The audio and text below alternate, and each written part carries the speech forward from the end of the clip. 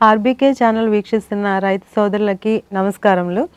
నా పేరు doctor T Susheela. నేను ఉద్యాన కళాశాల డాక్టర్ వైఎస్ఆర్ ఉద్యాన విశ్వవిద్యాలయంలో ప్రొఫెసర్గా పనిచేస్తూ ఉన్నాను. ఈరోజు మనము లిల్లీ పంట సాగులో మేలైన యాజమాన్య పద్ధతుల గురించి తెలుసుకుందాం. లిల్లీ పంట మనందరికీ తెలిసినట్లుగా ప్రతిరోజు మనము పూజకు ఉపయోగిస్తూ ఉంటాము, అలాగే వివాహాది శుభకార్యాలకు కూడా ఉపయోగిస్తూ ఉంటాము. అందుకని ఈ పంటని సాగు చేయడానికి రైతులందరూ కూడా ఎంతో ఇష్టం చూపిస్తూ ఉన్నారు. ముఖ్యంగా లిల్లీ పంట బహువార్షిక పంట. దీనిని మనము సూర్యరశ్మి బాగా తగిలేటువంటి ప్రదేశంలోనే మనం దీన్ని నాటుకోవాల్సి ఉంటుంది. ఈ పంట సాగుకి 20 నుంచి 35 డిగ్రీల సెల్సియస్ ఉష్ణోగ్రత ఉన్న వాతావరణ పరిస్థితుల్లో ఈ పంటను సాగు చేసినట్లయితే పుష్పగుచ్చాలు దృఢంగా ఆరోగ్యంగా పెరిగి అధిక పూల దిగుబడి రావడానికి అవకాశం ఉంటుంది. ఉష్ణోగ్రత 40 డిగ్రీల కన్నా ఎక్కువగా మించినట్లయితే పుష్పగుచ్చాలు బలహీనపడి అలాగే పువ్వు సైజు కూడా తగ్గిపోయి మనకి దిగుబడి తగ్గిపోవడానికి అవకాశం ఉంటుంది. కాబట్టి రైతులు ఈ దుంపలను మే లేదా జూన్ మొదటి వారాల్లో నాటుకోవాల్సి ఉంటుంది. ఈ విధంగా నాటుకోవడం వల్ల పూలు మనకి సెప్టెంబర్ నెల నుంచి మార్చి వరకు అధిక దిగుబడి పొందుకోవచ్చు. దుంపల్ని బయటకు తీసిన తర్వాత వాటిని మనం 4 నుంచి 6 వారాల వరకు ఎండబెట్టుకోవాలి. ఏప్రిల్ మే నెలలో కనుక వాటిని ఎండబెట్టుకున్నట్లయితే వాటిని జూన్ నెలలో ప్రధాన పొలంలో వాటిని నాటుకోవడానికి వీలుగా ఉంటుంది. అయితే వీటికి ఎలాంటి నెలలు మనము ఎంచుకోవాలి?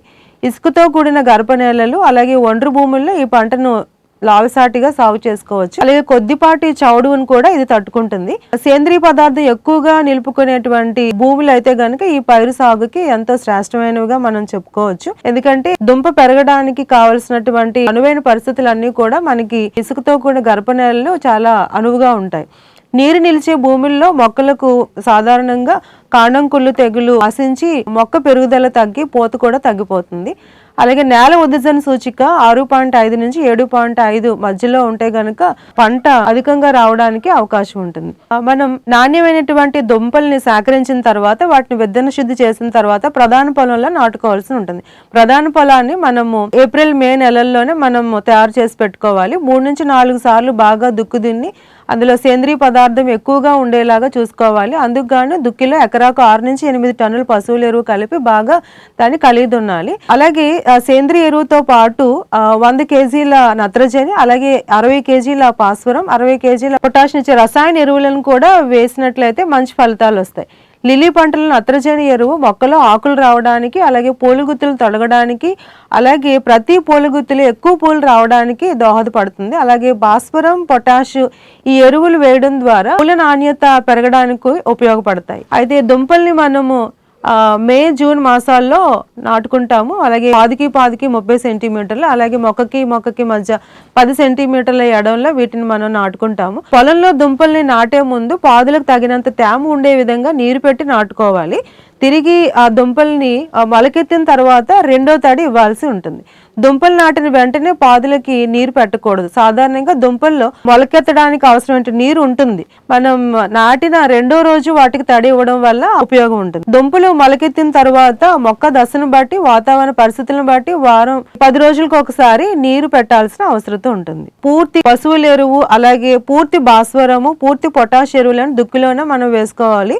అయితే సిఫారసు చేసిన మేరకు నత్రజని ఎరువును మాత్రం పైపాటుగా వేసుకోవాల్సిన అవసరం ఉంటుంది. సిఫారసు చేసిన నత్రజని ఎరువును 3 సంభాగాలుగా చేసి 3 దఫాలుగా, అంటే నాటిన తర్వాత 30, 60, 90 రోజుల్లో ఈ నత్రజని ఎరువును అందించాల్సి ఉంటుంది. ప్రతిసారి కూడా 70 నుంచి 75 కిలోల యూరియాని పంటకు వేయాల్సి ఉంటుంది. పైపాటుగా వేసే యూరియాతో పాటు ప్రతి 5 కేజీలకు 1 కేజీ వేపపిండి కలిపి వేయడం ద్వారా మొక్కలు ఆరోగ్యంగా పెరిగి అధిక దిగుబడులు ఇస్తాయి. దుంప నాటిన 3 నెలల వరకు ప్రధాన పొలంలో కలుపు లేకుండా చూసుకోవాలి. తర్వాత మొక్కల్లో ఎండిపోయిన ఆకులు, మిగిలిన పూల కాడలు, ఎండిపోయిన పువ్వు గుచ్చాలు అన్ని ఎప్పటికప్పుడు తొలగిస్తూ ఉండాలి. ఈ విధంగా తీసివేయడం వల్ల పోషకాల ప్రక్రియ చక్కగా సమంగా జరుగుతుంది. దాంతో పాటు తోట కూడా శుభ్రంగా ఆరోగ్యంగా ఉండి అధికమైన దిగుబడులు పొందుకోవచ్చు. పంట వేసిన 3వ నెల నుంచి మనకి పుష్పగుచ్చాలు రావడం మొదలవుతుంది.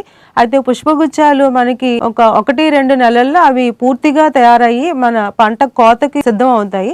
వంటి పువ్వు రకాలను అయితే బాగా విచ్చుకున్న తర్వాత మనం వాటిని కోసుకుంటాము. అలాగే డబుల్ వెరైటీస్ ముద్ద పువ్వులు రకానికి వచ్చేసరికి గుత్తుల్ని మనము డెకరేషన్స్ కి ఎక్కువగా ఉపయోగిస్తూ ఉంటాం కాబట్టి కింద నుంచి 1-2 పువ్వులు విచ్చుకోగానే మనం పువ్వు గుచ్చాన్ని మొక్క నుంచి మనం వేరు చేస్తాము.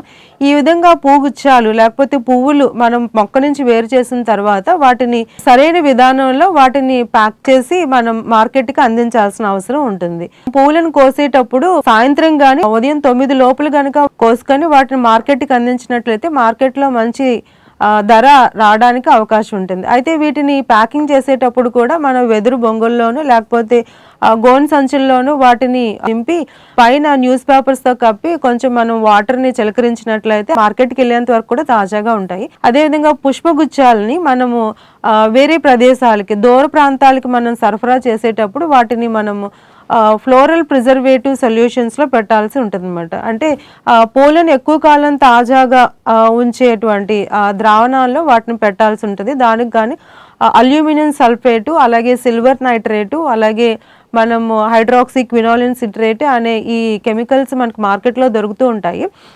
వాటిని మనం సరైన మోతాదులో నీటిలో కలిపి ఆ ద్రావణంలో కనుక పుష్పగుచ్చాలను పెట్టినట్లయితే మార్కెట్కి వెళ్ళేంత వరకు కూడా పువ్వులు నెమ్మదిగా విచ్చుకొని తాజాగా ఉండటానికి అవకాశం ఉంటుందన్నమాట.